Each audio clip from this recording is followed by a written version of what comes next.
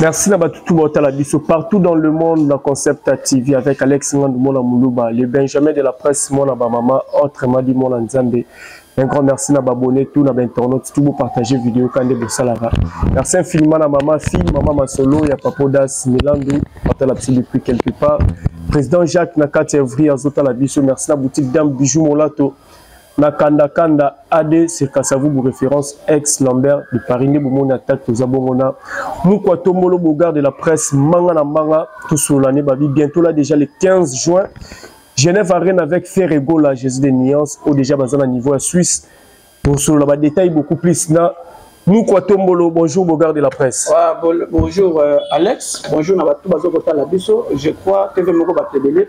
Bazokolanda Bisso Nabato Yamik Liapoto, après c'est Mbota 30 surtout à London. Bazokolanda le Bogar de la presse, c'est pas tout le monde, il y a commandant Kousso Kinkela. Donc on est ensemble, grande sœur. Et puis Bambota 30 Nabatou Bazokota la Bisso, Roger Moufou à London. À Moto Kitoko, on appelle Mbota 30 à GP Mindia, le Big Manager. Tous à Mobimba, tous à un problème. Mon côté, donc Dengue Zaboué. Ferrego là ou rien, donc rendez-vous le 15 juin, jour J-5. -5, samedi déjà. Le samedi déjà, donc achetez vos billets parce qu'il y aura à boire et à manger. Le padre ne ment pas. Surtout dans le plan, il y a en tout cas, moi, je suis donc, donc, toujours, on a les seuls objectifs, il y a toujours ce Mayamutu. Congo Pena, le côté Mabé, tout ça, na Mokoka. Ah, regardez la presse, Bamisse, va se belé, tout ce qu'elle a fait, Nini. Bamisse, va se belé, Bamisse, va ça, on a le copoyo, Copandolo, Bamisse, va se belé. Ah bon? Mais là, Bamisse, va tigandole, va comme un commerçant. Nandé. Et belé, mon sous, cassité, et belé, mon sous, Bamisse, va comme un commerçant, va te la babiboueli. Ok. Tigandole, a comme on te gagné du boueli. Nous sommes pas tigandole, a comme une aïka boxer. Ok. Nous sommes donc au centre que non, bah Missa va sous-trotter. Mais il faut beaucoup de respect. Namuto garder statut. Il y a musique. Manda botamati les lois tika ko la coupe nous te qui fait rigole. Ok. Vous comprenez? Il faut te passer respect. Namuto oyo a garder la génération a garder statut ya musique.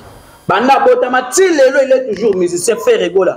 Parce que ba misu ya génération na bango ba tika ndule, ba misu ba comme ba boxeur. Tout le monde a ça entraînement chaque jour on a ba bokole. Tu fais ça dans mouvement physique. Ba comme na ba acheteur, c'est-à-dire que ba comme na ba vendeur ya bibweli. Ba teka ba mbwa, ba msusu ba teka ba mapa on a matadiri bala. Ouais na to na yo. Ba msusu ba teka ba dendo na yolo. Donc kopo yo, il faut beaucoup de respect na muto à garder cop. La musique na génération qui est fait rigoler, s'il vous plaît. T'as toujours bête le solo moi mobile wana. L'air mo repète total to. Mais non, on va changer la copie. Tu as une copie, aller à la copie. Il faut beaucoup de respect. Belé va boire un bagan. Belé va boire un bagan. Ok.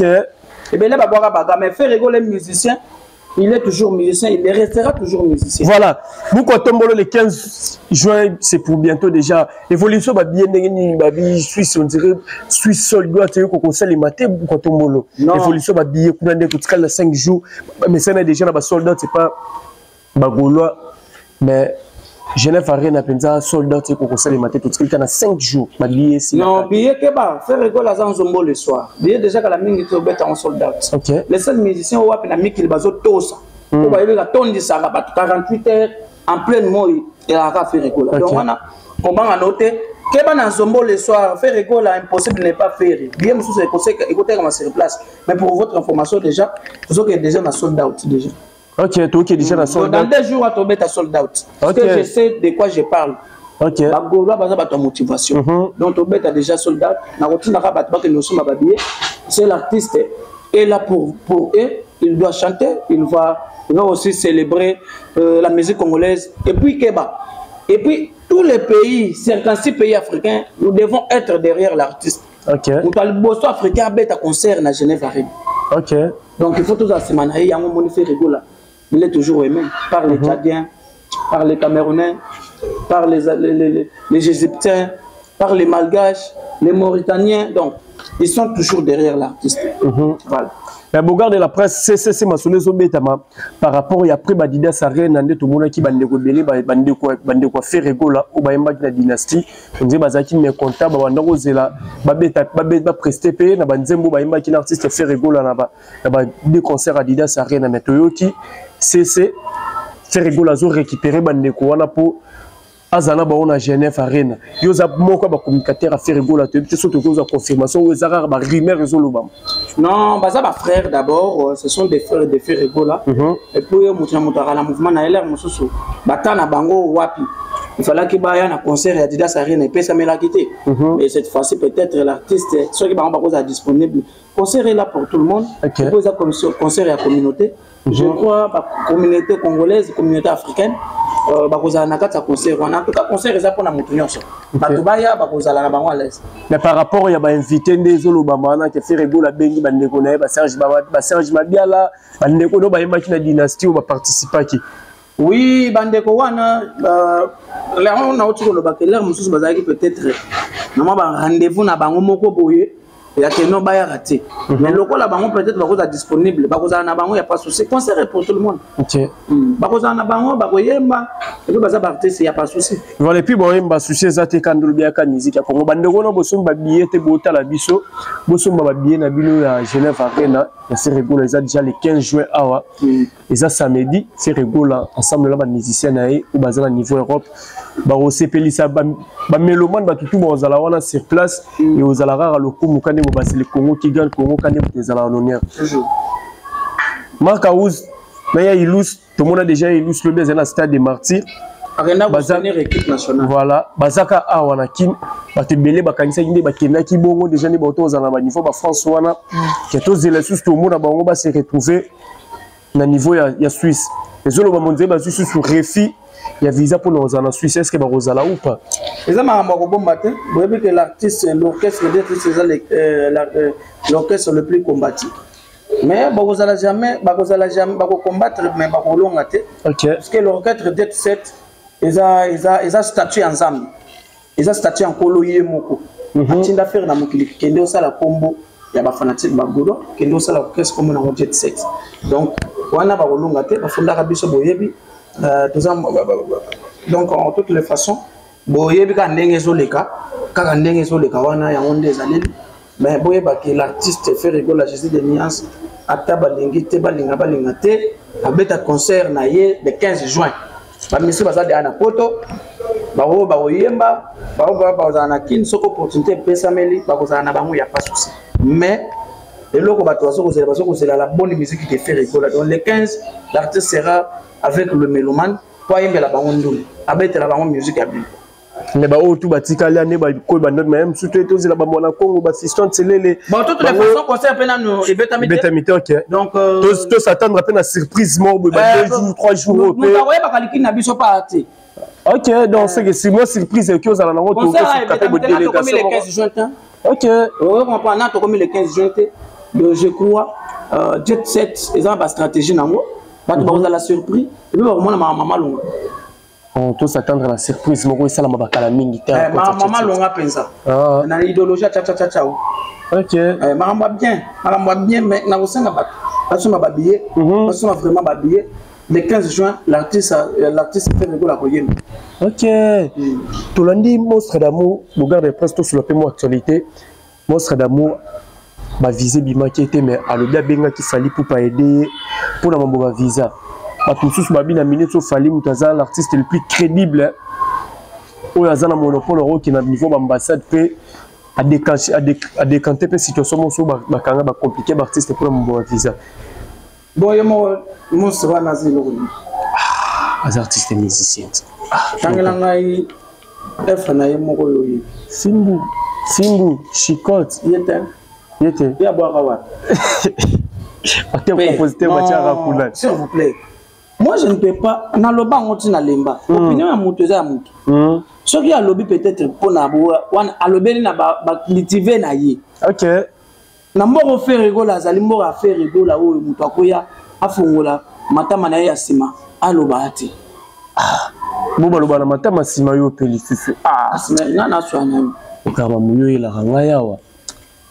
Parce que mboka offert azali grand chanteur mon ndenge za boye na ba F2 ba boira bagan le seul F atikala na musique à faire ah bon boyo yebite que F ya liboso banile concert na ye o ezali fala ka beta na Paris balinila ngoko mondela tala lobi za manque à gagner ba roya na bango ndole te et puis ateka ki billet te mondela anile concert bon banila on point OK Annulé concert pour bateki billet. La commission le 14 décembre. Et la commission te concert exacté, on est à démagogie. Pour battre la race manaï. Nous connaissons tous ce qui se passe à l'instant. Donc, bato baye ba ke concert na bango banila ki banile concert ya F moko a bazo anile mususu na Bordeaux. Bazo te ka billet. Ah bon déjà les amants ka gagner mais na so na yo. Ya manka babi kala minte soldat na Bordeaux. Bazui wapi? Ah bon? Quand on banda otambola na ngona ba mafuta mbila wana. On est promotion marketing. Quel genre de promotion en Europe? C'est quoi ça ces histoires? Vous nous prenez pour qui d'abord? Vous nous prenez pour qui? Et Simba Dinante, fait que la bête à concert à Adidas Arena. Est-ce que vous l'avez vu? À ce ça l'échange. Il y a billet, na bilo wa kolia. Et on est ba fanatique ne ba sali yango. Non, fanatique te za pop na bango ba sala depuis kina wat. Ba teka billet na ba onjo. Ba fan. Billet ça de matin ba teka ngwa échange onja, billet onja. Yo ya bien wote. Et puis ça continue. Ça continue. Ok. Alors, nous ne sommes pas le petit dans ce pays. Nous avons et tout le monde a alors, cette fois-ci, nous avons concert à F1. Exactement. Les seuls concerts, ils ont maintenu dans Mikilia Poto. Hier, a fait rigoler le 15 juin. Ok. Sauf que ce soit le 25, le 30 juin, nous avons un festival café. On a Bruxelles, en Belgique. Donc, les seuls ndoulés, les seuls concerts, dans Mikilia Poto, France 24, RFI, Journal Parisien, tous les médias européens, ils ont concert à faire rigoler. Le 15 juin, Genève Arena. Les seuls africains qui ont un concert dans Genève Arena. Les seuls africains, ils ont parfum. Les seuls africains, ils ont slip, t-shirt, décalé à Basel, ils ont concert, ils ont fait rigoler. Les restes, ils ont un impact pesant dans l'idéologie. Voilà. Okay. Voilà, Bogard de la presse, qui est habitué malin, vraiment moi taming pour tout ça là bas mobile aux sala. Marc Tabou à la Kessibiso 70% de billets à Félix Loisier côté Kamaki. Nabi ko amael au sunanga pendant la calcul. Est-ce que ceux qui ont été qui 70 billets il y a 70% de billets tous Adidas Arena tout ça 9000 places. Somme tu vas teki déjà 70%, tout le monde a déjà teki 7000 billets, 6000 et quelques bleus au moins bon. Est-ce que c'est possible nous toi teki 70% bah qui nous annulé concert mais tout va reporter en. Et le quota. Na yebisa que Mondela accompagne déjà qu'à côté si compter. OK. Et ali solo ali konda, quota qui une entreprise en ndour ya Mondeli. Ya Mondela annulé concert. Bon Marc Taboaza, Marc Taboaza nan. Donc, tu as un sur la média. Mais oui, ils ont le quota. On appelle ça en politique. Ils ont détournement des langages. Ok. En Zoko, ça va tourner langage. En politique, c'est le détournement des langages. Donc, tu mets les gens, na mis sur ma casse, et puis, na moi, ma casse, boy. Ok. Et puis, au cours de bateau, au son, il peut y ça sur cette émission. Bilo, au monde, comme ça, Moutambazo, boy, à moi. Ministre de la Justice.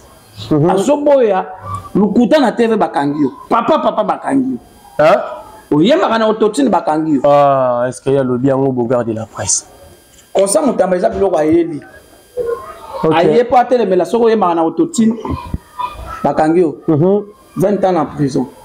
OK et bon ototine mabe eza mabe mais les instruments musique c'est encourager d'abord le jeune qui s'efforce pour bailler bien après il attend à s'efforcer dans rater dans une machine écoutée là na koyemba bien alors les afou et net bozole sabato kindoki na kimukolo bakangela kango. OK comme ça mutambayeli biloko wana ministre de la justice na zole le mabe. OK tu chantes avec l'autotune on t'arrête. OK oui c'est très important. Voilà, Bogard de la presse dernière qui soit artiste Fali pour parler 10 et le 11 août à Chelsea des dates dans le stade des Martyrs en bête double stade des Martyrs. C'est ça t'es mais les jours les jours le 10 août le 11.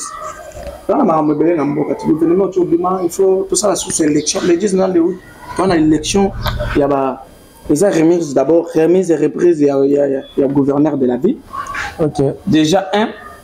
Et Azoko, ça n'a pas de conseil. Conseil, il y a été. Maintenant, ça n'a pas de ça na disque na marché banzembo c'est belé ana répertoire. Quel est le répertoire? Un répertoire sans œuvre, sans chef d'œuvre. Maintenant sono. Yawe mabena nzembo. Bolingo esi e bonela ngai mwana ya mawango ya o.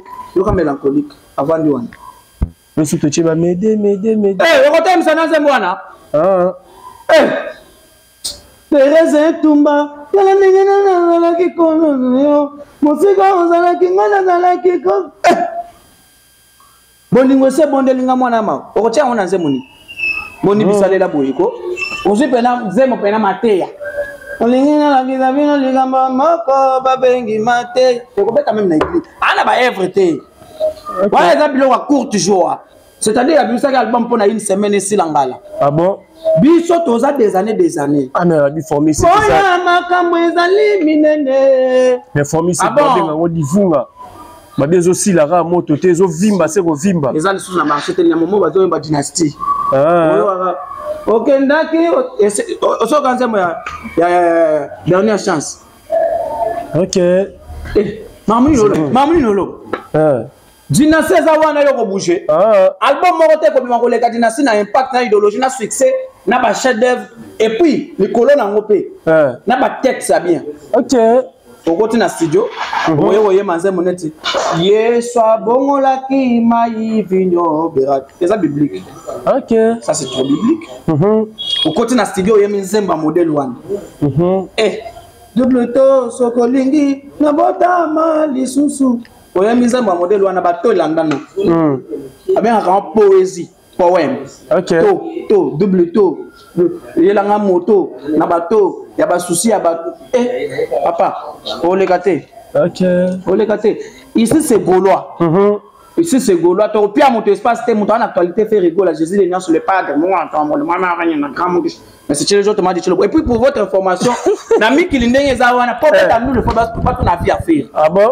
Le seul Mundele Moutayebi, musicien congolais qui a fait deux concerts 48 heures le 20 le 21 avril. Maintenant on dit bongo Tolanda artiste l'absolu aigle loba pour mutabeta so mutanga beta na poto tune secret concert à poto. Voyez à Salane. Il y a beta concert ou bien beta showcase. Ah bon showcase des ala bon. Le concert na yeza na YouTube s'il vous plaît. Concert. Qui a mon body bolé sa musique. C'est concert na biso na YouTube bato ba beta batala. Pona ko aider bato baza peut-être na luozi. Bakota bazaki nzinga wana bazali na concert bakota batala. Concert na biso na YouTube peza. OK. Ya bango ndezate. OK. Baboyi po bayebi ke biloko na bango eza bien te. Manzanza. OK. Voilà, merci beaucoup Bogard de la presse que comme na suka batalio. Donc retenir nini ma programme nini ezali et batami c'est déjà le 15 awa. C'est rigolo à la Genève Arena, na musicien tout le monde qui sont le 30 juin na festival café na Belgique. Et puis sur le programme sur Ali. Le programme est mon concert est maintenu le 15 juin passe à la Rane Belé à Genève Arena pour savourer la bonne musique de la presse c'est rigolo la c'est ce que moi je peux dire. OK. Voilà. Ba dédicace na presse un espace na bisoawa. Mareza. Espace Mareza. On va payer kangama mina Zidé Curtis le manager. En tout cas makambutu kitoko toza ta na problème moroté ndenge toza penza bo. Na presse ngota to na Pasteur Manouache, Bishop Manouache, Azokolanda yo musal na nzambe. Donc il y a blague té. Pasteur Manouache na pese bambo tatro, un homme de Dieu, na pese pe maman prophétesse, maman Adasa Kaseka. Azokolanda yo, maman Skola Kaseka bambo tatro. Na pese bambo tatro na Pasteur Paul, donc voilà, c'est ce que moi je peux dire. Voilà, merci beaucoup, Bogard de la presse. Maintenant, un grand merci à la boutique Dame Bijou Mola, tu n'as pas qui est biso kuna Bijou Mola, tu vas basi tout qui ndoana, na Kanakana a des références ex Lambert de Paris. Bana mbal to kuta na Mega Top na Inza A63 7 Kasavubu, Mega Top sous na ligne wala na Avenue Nyangwe, numéro 197 référence. Arrêt Major Sorozana Bena Mobimbao, la collection des années. Encore merci à Solange Bouete, Tangasol et Papa Denise Bouete, Tangasol Bota la Bisso, Moni Patrick Tivundu, Maître 540, Bota la Bisso. Merci à toi aussi, Héritier Iboula, les grands Mouya, Kalom de Beta Bilo, Kové, Chimpaza, Kiwana. Vous êtes tellement Bela, l'excellent de la vie. On se retrouve à la prochaine numéro. Ciao.